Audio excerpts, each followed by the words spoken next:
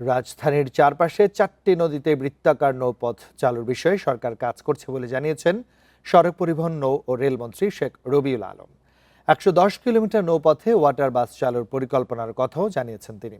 রোববার সচিবালয়ে প্রধানমন্ত্রীর সাথে এক বৈঠক শেষে মন্ত্রী আরও জানান, নৌপথে আওয়ামী লীগ আমলে 10 বছরে 57 কোটি টাকা ক্ষতি হয়েছিল। ঢাকার নৌপথে আবারও ওয়াটার বাস চালুর উদ্যোগ নিচ্ছে সরকার। এর আগে 10 বছরে এই সেবায় 57 কোটি টাকা লোকসান দিয়েছে বিআইডব্লিউটিসি।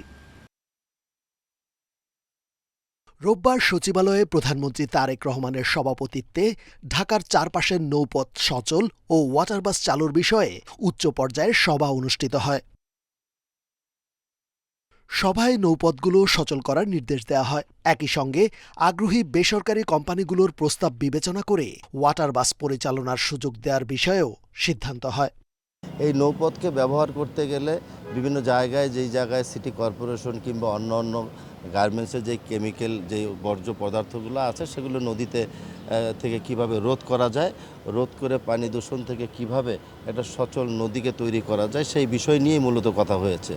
এবার শুধু যাত্রী পরিবহন নয়, নদীকেন্দ্রিক পর্যটন ও বিনোদন সম্ভাবনাকে কাজে লাগাতে চায় সরকার। ওয়াটার বাস এবং যেটাকে বলা হয় নৌপথে চলাচলটা যাত্রীদের জন্য নিশ্চিত করতে চাই, মনোরম পরিবেশে নিশ্চিত করতে। রুটটার চারিপাশেই আপনি যদি গাবতলী থেকে শুরু করেন একেবারে টোটালটা ঘুরে আবার গাবতলীতে চলে আসতে পারবেন, নারায়ণগঞ্জ হয়ে, আশুলিয়া হয়ে, টঙ্গী হয়ে, আপনার বুড়িগঙ্গা হয়ে, সদরঘাট হয়ে। ঢাকার 2 সিটি কর্পোরেশন ও কারখানার মিলিয়ে 424টি স্থানে সরাসরি বর্জ্য নদীতে পড়ছে। এসব উৎস বন্ধ করার বিষয়ে সংশ্লিষ্ট সংস্থাগুলোকে পরিকল্পনা নেয়ার নির্দেশের কথাও জানান শেখ রবিউল ইসলাম। রেজওয়ানুল হক, ইন্ডিপেন্ডেন্ট নিউজ, ঢাকা।